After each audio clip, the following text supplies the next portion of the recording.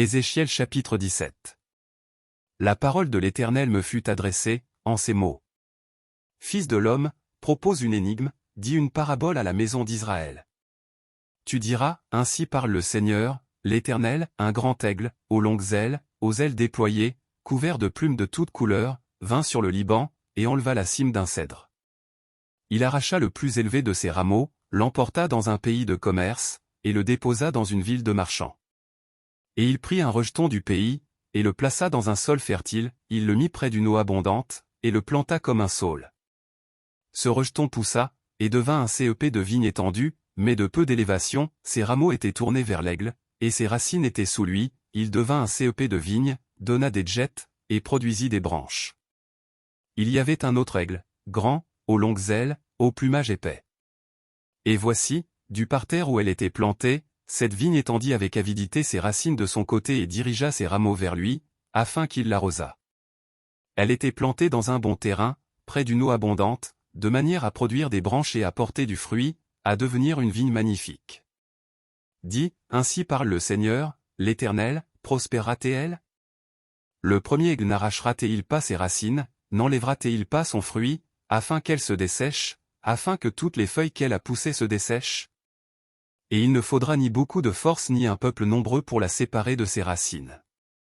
Voici, elle est plantée, prospérera-t-elle? Si le vent d'Orient la touche, ne séchera-t-elle pas? Elle séchera sur le parterre où elle a poussé. La parole de l'Éternel me fut adressée, en ces mots. Dis à la maison rebelle, ne savez-vous pas ce que cela signifie? Dis, voici, le roi de Babylone est allé à Jérusalem, il en a pris le roi et les chefs, et les a emmenés avec lui à Babylone. Il a choisi un membre de la race royale, a traité alliance avec lui, et lui a fait prêter serment, et il a emmené les grands du pays. Afin que le royaume fût tenu dans l'abaissement, sans pouvoir s'élever, et qu'il gardât son alliance en y demeurant fidèle. Mais il s'est révolté contre lui, en envoyant ses messagers en Égypte, pour qu'elle lui donnât des chevaux et un grand nombre d'hommes. Celui qui a fait de telles choses réussira-t-il, échappera-t-il? Il a rompu l'alliance, et il échapperait. Je suis vivant, dit le Seigneur, l'Éternel, c'est dans le pays du roi qu'il a fait régner, envers qui il a violé son serment et dont il a rompu l'alliance, c'est près de lui, au milieu de Babylone, qu'il mourra. Pharaon n'ira pas avec une grande armée et un peuple nombreux le secourir pendant la guerre, lorsqu'on élèvera des terrasses et qu'on fera des retranchements pour exterminer une multitude d'âmes. Il a méprisé le serment, il a rompu l'alliance, il avait donné sa main, et il a fait tout cela, il n'échappera pas. C'est pourquoi ainsi parle le Seigneur, l'Éternel, je suis vivant. C'est le serment fait en mon nom qu'il a méprisé, c'est mon alliance qu'il a rompue. Je ferai retomber cela sur sa tête. J'étendrai mon rai sur lui, et il sera pris dans mon filet, je l'emmènerai à Babylone, et là je plaiderai avec lui sur sa perfidie à mon égard. Tous les fuyards de toutes ses troupes tomberont par l'épée, et ceux qui resteront seront dispersés à tous les vents.